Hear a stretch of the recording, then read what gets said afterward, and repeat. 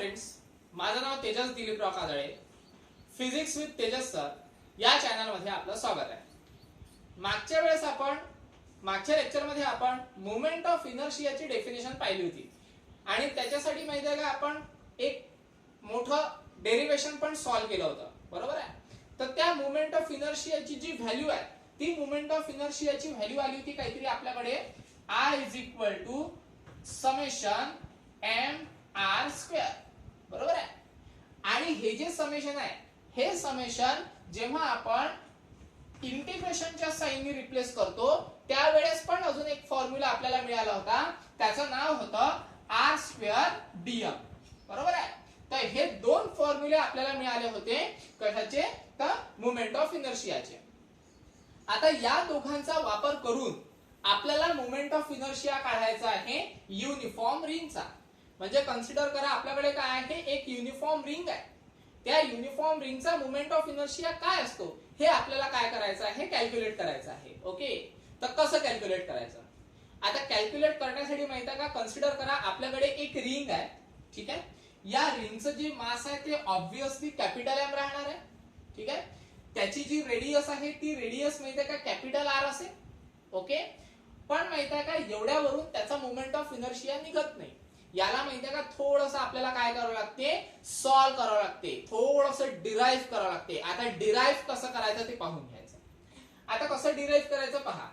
Consider करा ही जी outer boundary आहे ही माहित आहे का पूर्ण रिंग आहे, पण त्या रिंगचा माहित आहे का एक स्मॉलेस्ट पार्ट कन्सिडर करतोय मी, की ज्या स्मॉलेस्ट एलिमेंट किंवा असं कन्सिडर करा एक आपल्याकडे रिंग आहे, त्या रिंगचा स्मॉलेस्ट एरिया किंवा स्मॉलेस्ट पार्ट किंवा स्मॉलेस्ट एलिमेंट कन्सिडर करतोय मी. ओके, तर हा कन्सिडर करा स्मॉलेस्ट एलिमेंट आहे, की ज्या एलिमेंटची जी थिकनेस आहे ती थिकनेस किती आहे dr. ओके, तर कन्सिडर करा माझ्याकडे माहित आहे का एक स्मॉलेस्ट एलिमेंट आहे, ठीक आहे. तर असं कन्सिडर करू आपण, कन्सिडर एन एलिमेंट. ओके, एक एलिमेंट आहे आपल्याकडे, त्याची माहिती आहे का जी थिकनेस आहे ती थिकनेस किती मिळून राहिली आपल्याला. ओके, थिकनेस आहे आपल्याकडे dr, बरोबर. त्याच्यानंतर त्या एलिमेंटची जी रेडियस आहे ती रेडियस किती मिळून राहिली आपल्याला, स्मॉल r, ठीक आहे. जी रेडियस किती मिळत आहे, ही जी एलिमेंट आहे मधातला जो डॉटेड पार्ट काढलेला आहे मी, ओके, शेडेड पार्ट काढलेला आहे, याची रेडियस किती आहे, स्मॉल r, ठीक आहे. तर हे माहित आहे का गिव्हन डेटा आपल्याकडे आहे. आता माहित आहे का, चलो ठीक आहे, हा स्मॉलेस्ट पार्ट आपण कन्सिडर केला, पण आपल्याकडे माहित आहे का एक रिंग आहे, त्या रिंगचा मास किती आहे आपल्याकडे, कॅपिटल एम आहे. तर जो रिंग आहे आपल्याकडे पूर्ण मोठीच्या मोठी जी रिंग आहे त्या रिंगचा आपल्याला काढायचा आहे सरफेस डेन्सिटी. ती सरफेस डेन्सिटी काढून घ्या.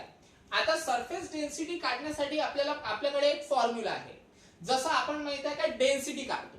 आता डेन्सिटीचा फॉर्म्युला काय असतो रे, डेन्सिटीचा फॉर्म्युला तुम्हाला माहित आहे काय असतो, ρ मास अपॉन व्हॉल्यूम, ज्याला आपण म्हणतो मास पर युनिट व्हॉल्यूम, बरोबर आहे ना.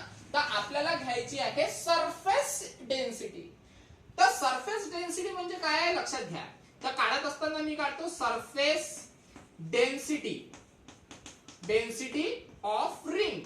मी माहित आहे का रिंगच्या एलिमेंटची सरफेस डेन्सिटी नाही म्हणत आहे, मी पूर्ण रिंगची सरफेस डेन्सिटी म्हणत आहे.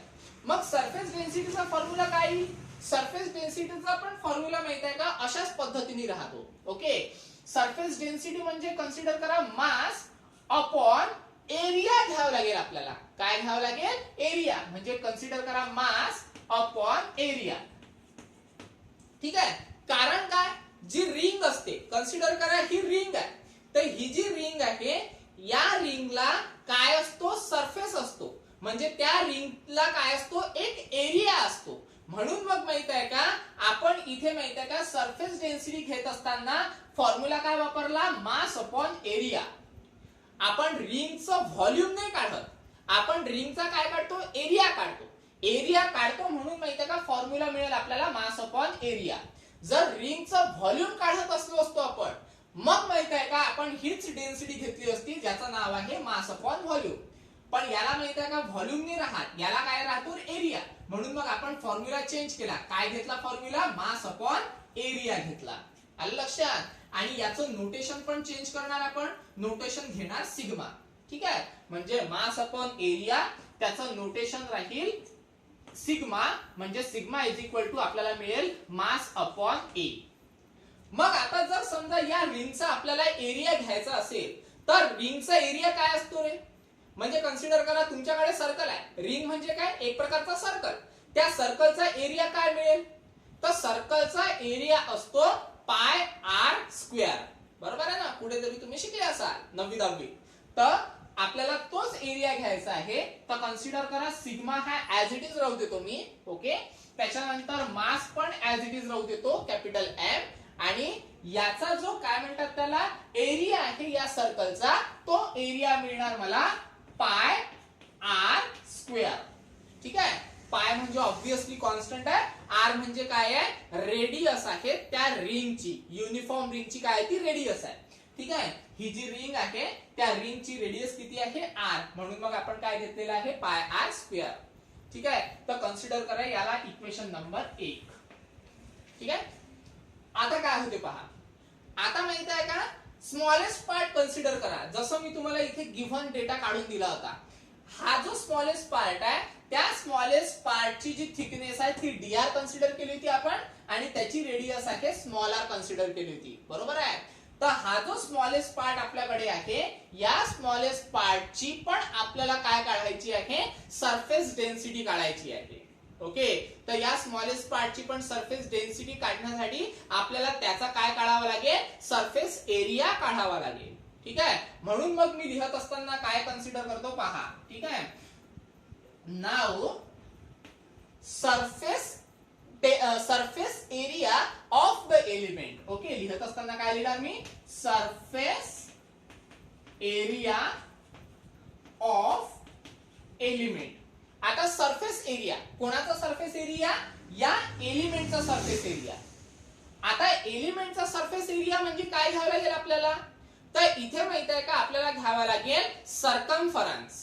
कोणाचा सरकमफरन्स? सर्कलचा. आलं लक्षात? लक्षात घ्या, इथे माहित आहे का एरिया घेतला आपण काय घेतला? पाय आर स्क्वेअर. म्हणजे सर्कलचा एरिया घेतला काय? पाय आर स्क्वेअर. पण इथे माहित आहे का घेत असताना आपल्याला सर्कलचा सरकमफरन्स घ्यायचा आहे. आता सर्कलचा सरकमफरन्स काय असतो? सर्कलचा सरकमफरन्स असतो 2 पाय आर. बरोबर आहे? पण आपल्याला एलिमेंटचा सरकमफरन्स घ्यायचा आहे. मग एलिमेंटचा सरकमफरन्सची रेडियस किती येते? Small R. म्हणून मग आपल्याला की स्मॉल आर कॅपिटल आरच्या जागेवर काय घ्यावं लागेल? स्मॉल आर घ्यावं लागेल. पण आपल्याला घ्यायचा आहे त्याचा एरिया, आपल्याला नुसता सरकमफरन्स नाही. मग एरिया जर समजा घ्यायचा असेल तर जो काही सरकमफरन्स आहे त्या सरकमफरन्सला थिकनेसनी काय करावं लागेल? मल्टिप्लाय करावा लागेल. आलं लक्षात? म्हणून मग माहित आहे का जो काही सरकमफरन्स आहे त्याला थिकनेसनी काय केलं? मी मल्टिप्लाय केलं.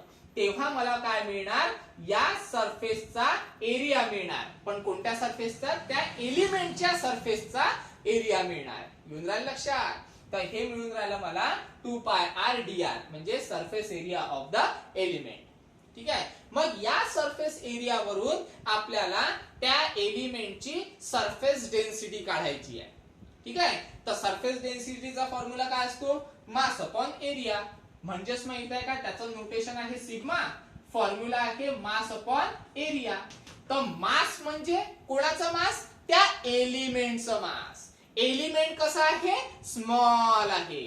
मग मास पण कसं राहील? स्मॉल राहील. मग मास जर समजा आपल्याला स्मॉल घ्यायचा आहे तर आपल्याला कॅपिटल एम घेऊन चालणार नाही. आपल्याला काय घ्यावं लागेल? डीएम घ्यावं लागेल. तुम्हाला माहित आहे मास जर समजा आपण कन्सिडर केलं कॅपिटल एम म्हणजे पूर्ण रिंगचं मास. पण जर जेव्हा आपण त्या रिंगचे छोटे छोटे तुकडे करतो म्हणजेच त्याच्यावर काय अप्लाय करत असतो? आपण डेरिव्हेटिव्ह अप्लाय करत असतो. तुमचा जर मॅथ्स मध्ये डेरिव्हेटिव्ह झाला असेल तर तुमच्या लक्षात येईल. काय करत असतो आपण? जर समजा एखादं मोठं काहीतरी असेल आपल्याकडे, एखादी मोठी रिंग असेल आणि त्याला जर समजा आपण तोडत आहे म्हणजेच त्याचे आपण काय करतो आहे? डेरिव्हेटिव्ह करतो आहे. आणि तोडल्यानंतर त्याच्यातला एक स्मॉल एलिमेंट कन्सिडर केला आणि त्या स्मॉल एलिमेंटचं जे मास आहे ते मास मिळणार मला dm. आलं लक्षात? कारण लार्ज मास म्हणजे कॅपिटल एम आणि जेव्हा आपण त्याला डेरिव्हेटिव्ह लावतो तेव्हा ते कशाचा मास होऊन जाते? एका स्मॉल एलिमेंटचं मास होऊन जाते. तर ते स्मॉल एलिमेंटचं मास किती राहील? dm. एरिया तुम्ही काढलेला आहे, एरिया घेऊन घ्या. काय एरिया आपल्याकडे? 2 पाय r इंटू dr. ओके, एक काम करा, this implies sigma is equal to काय मिळणार? dm अपॉन 2 पाय r इंटू dr. बरोबर. आपल्याला काढायचा आहे, कन्सिडर करा मास. ते एक काम करा, मासला ऍज इट इज ठेवा. हा इकडे मल्टिप्लाय आहे, इकडे गेल्यानंतर काय होईल? तो डिवायडेड. सॉरी, इकडे डिवायडेड आहे, इकडे गेल्यानंतर काय होईल? तो मल्टिप्लाय. ओके, करा मग काय ते पहा. दिस इम्प्लाइज, ठीक आहे, 2 पाय r dr. इकडे डिवाइड होता, इकडे आल्यानंतर तो काय झाला? सिग्माला मल्टिप्लाय झाला आणि हा जो dm आहे हा dm आपल्याला काय मिळणार? ऍज इट इज मिळणार. ठीक आहे. त्याच्यानंतर काय होते पहा. आता dm ची व्हॅल्यू मिळाली. आता आपल्याला घ्यायचं आहे सरळ सरळ मोमेंट ऑफ इनर्शियाचा फॉर्म्युला.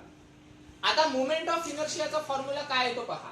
ठीक आहे, मोमेंट ऑफ इनर्शिया. ठीक आहे, तर घेत असताना घेऊ आपण moment of inertia of a ring. ठीक आहे. आता मोमेंट ऑफ इनर्शिया काय घ्यावं लागेल? कोणता फॉर्म्युला घ्यावा लागेल? तर हा फॉर्म्युला घ्यावा लागेल आपल्याला. बरोबर आहे. का बरं हा फॉर्म्युला? कारण आपल्याकडे माहित आहे का, कॅपिटल एम नाही आहे, आपल्याकडे काय आहे? स्मॉल एम आहे. म्हणून फॉर्म्युला चूज करत असताना कोणता चूज करावा लागेल? हा फॉर्म्युला चूज करावा लागेल. बरोबर. तर ह्या फॉर्म्युला मोमेंट ऑफ इनर्शियाचा काय फॉर्म्युला आहे? इंटिग्रेशन ऑफ, ठीक आहे, आर स्क्वेअर dm. पण इंटिग्रेशन घेत असताना माहित आहे का, ती इंटिग्रेशन घ्यावं लागेल आपल्याला 0 पासून तर r पर्यंत. ठीक आहे. का बरं 0 पासून तर r पर्यंत रे? त्याचं कारण असं आहे, आपण माहित आहे का, या 0 पासून रेडियस स्टार्ट करणार. ओके, आणि कुठपर्यंत घेणार आपण? या r पर्यंत घेणार. तुझ्या लक्षात? म्हणून इंटिग्रेशन वर लिमिट घेत असताना 0 टू r घ्यायचं. ओके. त्याच्यानंतर पहा आता काय होते. एक काम करा, i ऍज इट इज. ठीक आहे, integration 0 to r as it is. त्याच्यानंतर r स्क्वेअर पण ऍज इट इज राहील. dm ची व्हॅल्यू काय मिळणार आपल्याला? 2 पाय r dr. ठीक आहे, म्हणून मग घेत असताना काय घेऊ? 2 पाय r, अबे सिग्मा राहिला ना, हा 2 पाय r, त्याच्यानंतर हा dr, त्याच्यानंतर हा सिग्मा. ओके, इनटू, बस झालं ना, r square as it is. dm ची व्हॅल्यू ही पूर्ण व्हॅल्यू 2 पाय r dr इंटू सिग्मा, म्हणजे 2 पाय r dr इंटू सिग्मा. आलं लक्षात? आता याला व्यवस्थित आपण अरेंज करू. आपल्या डायग्रामचं काम झालं, फॉर्म्युलाचं काम झालं, टायटलचं काम झालं. ओके, म्हणून सगळं मोडलं. Moment of inertia as it is. आता एक काम करा, जे तुम्हाला कॉन्स्टंट दिसते ते कॉन्स्टंट टर्म बाहेर घेऊन घ्या. ओके, काय काय कॉन्स्टंट आहे? 2 कॉन्स्टंट, पाय कॉन्स्टंट आणि सिग्मा कॉन्स्टंट. ओके, बाहेर घ्या. काय ते पहा, 2 पाय सिग्मा कॉन्स्टंट. ओके, इंटिग्रेशनच्या आतमध्ये काय घ्यावं लागेल आपल्याला? पहा, इंटिग्रेशनच्या आतमध्ये आहे r square into r dr. Okay, तर r square into r dr. ठीक आहे. का बरं आपण कॉन्स्टंट टर्म बाहेर काढली? कारण माहित आहे का, इंटिग्रेशन कॉन्स्टंट वर अप्लाय होत नसते. म्हणून मग आपण काय करत असतो? कॉन्स्टंटला बाहेर घेत असतो. इंटिग्रेशन कोणाचं होते? फक्त इंटिग्रेशन होते फक्त व्हेरिएबलचं. म्हणून मग इथे व्हेरिएबल काय आहे? तर r व्हेरिएबल आहे. तुम्ही म्हणाल सर रेडियस तर कधी बदलत नसते, रेडियस तर कॉन्स्टंट असते. पण मित्रांनो, आपली जी काय म्हणतात त्याला डायग्राम होती, ती डायग्राम माहित आहे का कुठून तर कुठपर्यंत होती? स्मॉल r पासून तर कॅपिटल R पर्यंत. म्हणजे रेडियस काय झाली आपली? व्हॅरी झाली ना. इथे काहीतरी स्मॉल r होती, इथे काहीतरी कॅपिटल R आहे, म्हणजे रेडियस काय होऊन राहिलेली आहे? तिथे बदलत आहे. बरोबर आहे. म्हणून मग आपण माहित आहे का, रेडियसला काय कन्सिडर केलं? व्हेरिएबल कन्सिडर केलं. ओके, सॉल्व करा आता. 2 पाय, त्याला म्हणा तूच पाय, मी नसतो पाहत. ओके, सिग्माची व्हॅल्यू किती आहे रे? सिग्माची व्हॅल्यू आहे m बाय पाय r. Okay, m upon pi r square. ठीक आहे. त्याच्यानंतर 0 to r, r square into r काय होते r क्यूब. ओके, dr हा ऍज इट इज. करा सॉल्व इंटिग्रेशन. 2 पाय. Okay, m upon pi r square. ठीक आहे, हे ऍज इट इज राहील. इंटिग्रेशन. आता इंटिग्रेशनचं कसं करता इंटिग्रेशन? एक माहिती आहे का इंटिग्रेशनचा फॉर्म्युला? काय फॉर्म्युला इंटिग्रेशनचा? इंटिग्रेशनचा फॉर्म्युला मिळतो आपल्याला integration of x raise to the power n into dx जर समजा असेल तर फॉर्म्युला काय आहे त्याचा? x raise to the power n+1 upon n+1. बरोबर आहे. अप्लाय करा फॉर्म्युला. काय ते पहा. 2-4 स्टेप मध्ये आन्सर मिळते आपल्याला. पहा कसं करता. r raise to the power cube आहे म्हणजे कन्सिडर करा x च्या जागेवर r आहे, dx च्या जागेवर dr आहे आणि n च्या जागेवर आहे 3. ओके, तर मग याच्यावर माहित आहे का हा फॉर्म्युला अप्लाय करा. कसा कराल पहा. x ऍज इट इज आहे म्हणजे r काय ठेवावं लागेल आपल्याला ऍज इट इज. ओके, त्याच्यानंतर n आहे तर n+1 केलं म्हणजे 3 आहे तर काय करावं लागेल 3+1 करावं लागेल. ओके, त्याच्यानंतर खाली पण n+1 आहे. ओके, तर मग आपल्याला खाली काय घ्यावं लागेल 3+1 घ्यावं लागेल. बरोबर. आणि लिमिट पुट करून द्यायची 0 पासून तर r पर्यंत. करा सॉल्व. काय होते पहा. तर इथे माहिती आहे का पाय पाय कॅन्सल होऊन जाते. ओके, त्याच्यानंतर आपल्याला मिळते 2m upon r square as it is. त्याच्यानंतर इथे पहा काय होते. 3 आणि 1 किती रे 4. बरोबर आहे. त्याच्यानंतर इथे पण 3 आणि 1 किती रे 4. पुन्हा 0 to r limit as it is. Okay, त्याच्यानंतर पुट करा लिमिट. आता 2m upon r square as it is. Limit put करा. आता लिमिट कशी पुट करत असतो आपण? Upper limit minus lower limit. Limit कोणाच्या जागेवर पुट करतो? व्हेरिएबलच्या जागेवर. ओके, करा. काय होते पहा. आता हा जो 1/4 आहे या 1/4 ला मी बाहेर काढून घेतो. ठीक आहे. फक्त आता उरलं काय तिथे r raise to the power 4. Okay, आणि याच्याच जागेवर आपल्याला काय पुट करायचे आहे लिमिट पुट करायचे आहे. ठीक आहे. म्हणजेच माहिती का काय येईल 2m upon 4r square as it is होऊन जाईल. ठीक आहे. आणि आता पुट करा लिमिट. r आहे तर अप्पर लिमिट घ्या r raise to the power 4. Okay, minus lower limit घ्या 0 रेज टू दी पॉवर 4. बरोबर आहे. तर 0 चा काही फरक पडत नाही म्हणजे आला काय आपल्याकडे फक्त r raise to the power 4. मग एक काम करा r स्क्वेअर आणि याच्यातला r स्क्वेअर गेट कॅन्सल म्हणजे इथे काय उरेल फक्त 2 उरेल. बरोबर आहे ना. म्हणजे r स्क्वेअर हा आहे r raise to the power 4 म्हणजे याच्यातला माहित आहे का r raise to the power 2 cancel झाला आणि उरला काय फक्त r raise to the power 2 उरला. बरोबर. त्याच्यानंतर इथे काय बे एक बे आणि बे दुने 4. आलं लक्षात. मिळाला आपल्याला आन्सर. जे दिसते ते लिहून घ्या. तेच आपलं काय आहे आन्सर आहे. काय आहे पहा. ठीक आहे. Moment of inertia as it is. त्याच्यानंतर इथे काय आहे 1/2. ओके, म्हणजे 1/2. त्याच्यानंतर आहे m इंटू r स्क्वेअर. ठीक आहे, m इंटू r स्क्वेअर. आणि this is our moment of inertia. कोणाचा मोमेंट ऑफ इनर्शिया आहे तो? तर आपल्या रिंगचा मोमेंट ऑफ इनर्शिया आहे. लक्षात. तर हे आपलं फायनल आन्सर आहे moment of inertia of ring. ठीक आहे. तर इम्पॉर्टंट डेरिवेशन आहे व्यवस्थित लिहून घ्यायचं. आलं लक्षात. ज्या टर्म्स व्यवस्थित लिहून दिलेल्या आहे फॉर्म्युले वगैरे व्यवस्थित तुम्ही नोट डाऊन करून घ्यायचे.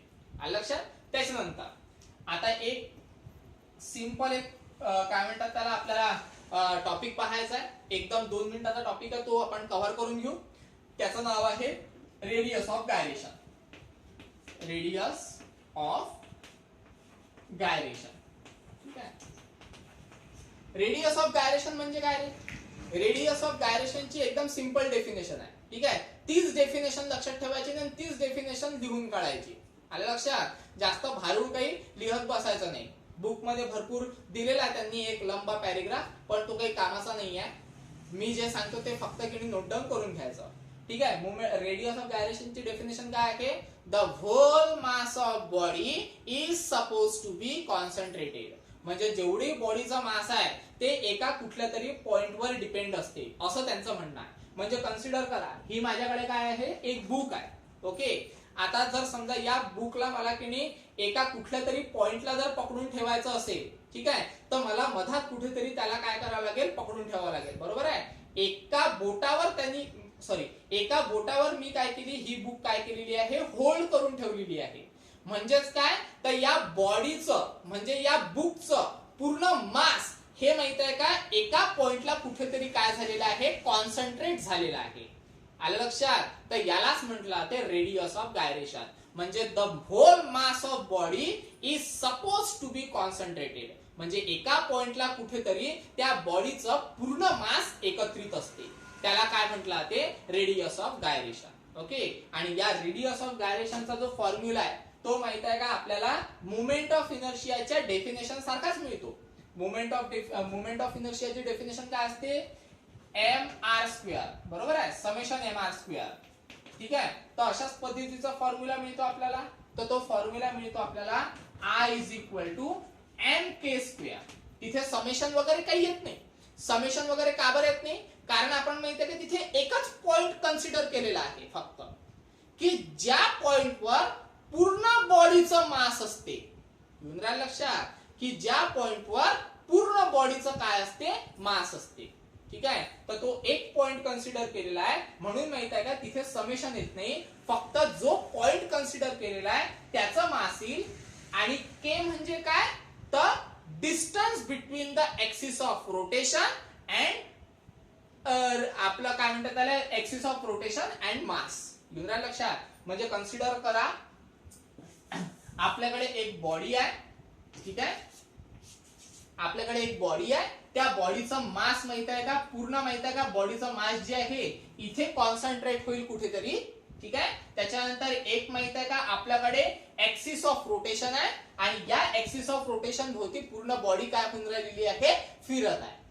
आणि या एक्सिस ऑफ रोटेशन पासून तर हे जे मास आहे की जिथे पूर्ण बॉडीचा मास अवेलेबल आहे, म्हणजे whole mass of body is suppose to be concentrated. Okay, तर याचं जे डिस्टन्स आहे ते आपल्याला भेटून राहिलं के. म्हणजे मग मोमेंट ऑफ इनर्शियाच्या डेफिनेशन नुसार आपल्याला काय मिळणार आहे, मास. ओके, त्याच्यानंतर डिस्टन्सचा स्क्वेअर, आणि या दोघांचा काय केला आपण, प्रोडक्ट. आलं लक्षात. म्हणजे product of mass and square of distance between the axis of rotation. आलं लक्षात. तर हे आहे रेडियस ऑफ गायरेशनची definition in the form of mathematical. ठीक आहे, म्हणजे मॅथमॅटिक्सच्या फॉर्म मध्ये ही डेफिनेशन आहे. तर केलाच आपण काय म्हणतो, रेडियस ऑफ गायरेशन असं म्हणतो. ठीक आहे. तर रेडियस ऑफ गायरेशन जर समजा आपल्याला काढायचं असेल तर एकदम सिंपल वेनी काढू शकतो आपण. एक काम करा, सरळ सरळ k² म्हणजे रेडियस ऑफ गायरेशन जो आहे तो ऍज इट इज ठेवायचा.